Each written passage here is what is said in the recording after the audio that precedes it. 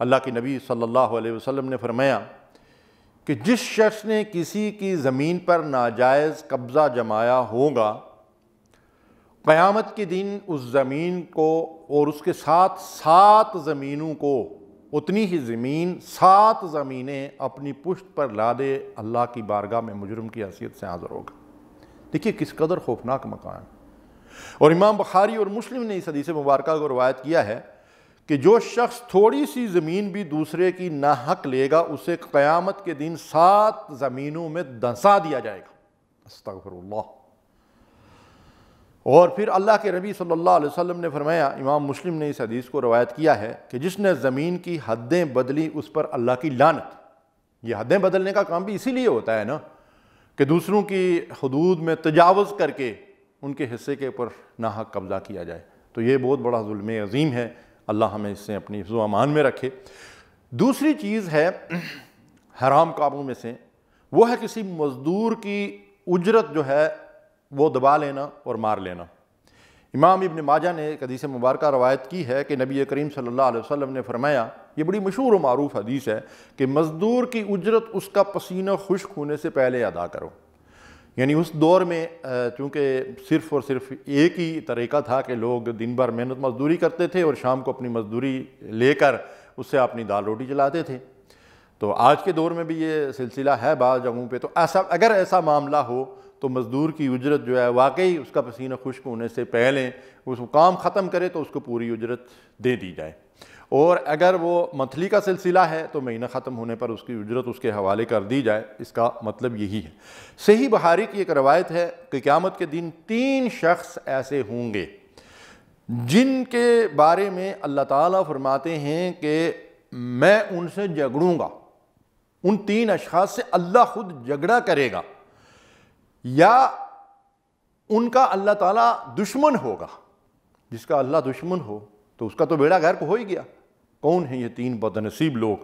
فرمایا جو شخص میرا نام لے کر کسی سے کوئی وعدہ کوئی عہد کرے اور پھر اس عہد کو توڑ ڈالے، اور عہد کو توڑنا بہت بڑا گناہ ہے۔ وَأَوْفُوا بِالْعَهْدِ إِنَّ اللَّهَ كَانَ مَسْئُولًا، وعدہ پورا کرو کہ عہد کے بارے میں، وعدے کے بارے میں اللہ کے ہاں بات پرس ہوگی، اور وعدہ خلافی منافقین کی نشانی ہے۔ دوسری بات ارشاد فرمائی کہ وہ شخص جس نے کسی آزاد آدمی کو بیچ ڈالا اور اس کی قیمت کھائی، بردہ فروشی، جیسا کہ ہمارے ہاں حکومتیں ایسے کام کرتی ہیں کہ ڈالروں کے عوض اور جو ہے وہ پیسے کے عوض بندے اٹھا کر جو ہے وہ دوسروں کو دے دیتے ہیں۔ ایجنسیاں یہ کام کرتی ہیں، افراد بھی یہ کام کرتے ہیں، ڈاکو اور چور وغیرہ بچوں کو اغوا کر لیتے ہیں، خواتین کو اغوا کر لیتے ہیں، کسی فرد کو اغوا کر لیتے ہیں اور اس کے بعد اس کی قیمت لگاتے ہیں، اتنے پیسے دو اور اسے لے کر جاؤ۔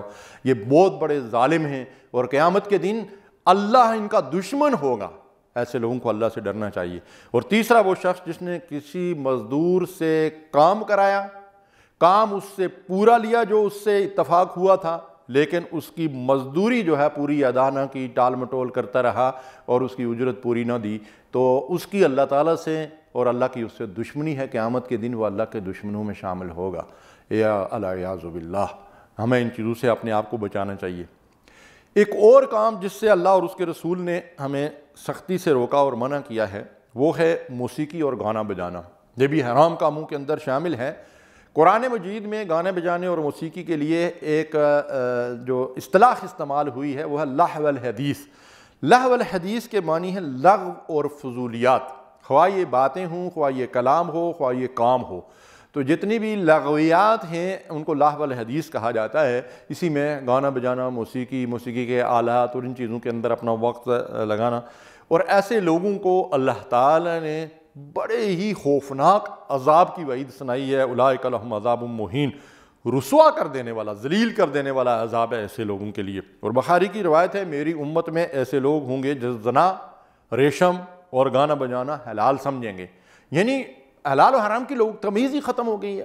حلال سمجھنے کا مطلب یہ ہے کہ وہ آزادانہ طور پر جو ہے وہ ان چیزوں کا ارتکاب کریں گے، جس میں گانا بجانا بھی شامل ہے۔ امام ترمذی نے ایک حدیث مبارکہ روایت کی ہے کہ اس امت میں زمین میں دھنسنا، نبی صلی اللہ علیہ وسلم کی امت میں زمین میں دھنسنا، پتھروں کی بارش اور صورتیں مسخ ہوں گی۔ یعنی یہ کام ہوں گے، انفرادی طور پر ہوں گے، اجتماعی طور پر پوری امت کے ساتھ سابقہ امتوں کی طرح یہ معاملہ نہیں ہوگا، لیکن ہم اس خوش فہمی میں نہ رہیں کہ ہمارے ساتھ ایسا نہیں ہو سکتا۔ نبی صلی اللہ علیہ وسلم نے فرمایا کہ ایسا ہو سکتا ہے، اور کئی مرتبہ ایسا ہوا ہے۔ اور یہ کب ہوگا؟ اللہ کے نبی صلی اللہ علیہ وسلم نے اس کی خبر دی کہ جب لوگ شراب پئیں گے اور گانے والی عورتوں کو جمع کریں گے اور گانے بجانے کے آلات عام ہو جائیں گے۔ آج آپ دیکھیں دنیا کے اندر جس عذاب کے اندر ہم مبتلا ہیں، جن آزمائشوں سے ہم گزر رہے ہیں، جو مصیبتیں اور پریشانیاں فتنے دنیا کے اندر رونما ہیں، ان کی وجہ یہی ہے کہ شرابیں عام پی جانے لگی ہیں، موسیقی کے آلات عام ہو گئے ہیں، اور گانا بجانا تو جو ہے وہ فیشن بن چکا ہے۔ یہی وجہ ہے کہ دنیا کے اندر فساد برپا ہے۔ اللہ کے نبی صلی اللہ علیہ وسلم نے فرمایا الغنا ينبت النفاق فی القلب کما ينبت الماء الزرع او کما قال صلی اللہ علیہ وسلم، یہ گانا بجانا اور یہ موسیقی، یہ چیزیں جو ہیں دلوں کے اندر نفاق اس طرح پیدا کرتی ہیں جس طرح پانی کے اوپر سبزہ اگتا ہے۔ استغفر اللہ۔ تو ہمیں ان چیزوں سے اجتناب کرنا چاہیے اور بچنا چاہیے اور سچی توبہ کرنی چاہیے۔ ایک اور بات جس سے ہمیں منع کیا گیا ہے وہ ہے مردوں کا عورتوں کی مشابہت اختیار کرنا اور عورتوں کا مردوں کی مشابہت اختیار کرنا۔ پہلی بات تو یہ ہے کہ لباس ہو، وضع ہو، اور طرز کلام ہو، شکل و صورت ہو، چال چلن ہو، کسی بھی معاملے میں مردوں کا عورتوں کی مشابہت اختیار کرنا اور عورتوں کا مردوں کی مشابہت اختیار کرنا، اور آج کے دور میں اس کو تو لوگوں نے فیشن بنا لیا ہے۔ صحیح بخاری کی روایت ہے، لعنت کی ہے رسول اللہ صلی اللہ علیہ وسلم نے ان عورتوں پر جو مردوں کی مشابہت اختیار کریں اور ان مردوں پر جو عورتوں کی مشابہت اختیار کریں۔ العیاذ باللہ، لعنت، یعنی اللہ کی لعنت اور پھٹکار ہے ایسے مردوں اور عورتوں پر جو مرد ہو کر عورتوں کی مشابہت اختیار کریں اور عورتیں ہو کر مردوں کی مشابہت اختیار کریں۔ تو اس سے بڑی مار ان کو اور کیا پڑے گی؟ اور جہاں تک غیر مسلموں کی اور غیر قوموں کی مشابہت کا تعلق ہے تو اس میں تو اس سے بڑی وعید ہے کہ نبی صلی اللہ علیہ وسلم نے فرمایا من تشبہ بقوم فہو منہم، جو جس قوم سے مشابہت اختیار کرے گا وہ انہی میں سے ہے۔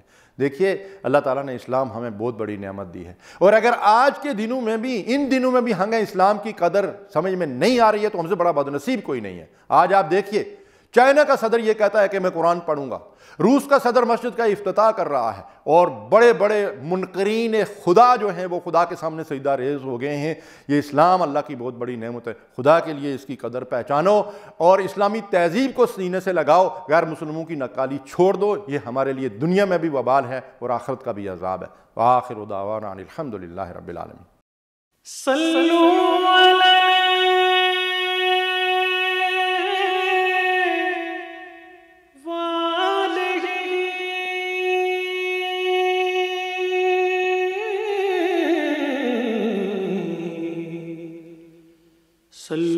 علیہ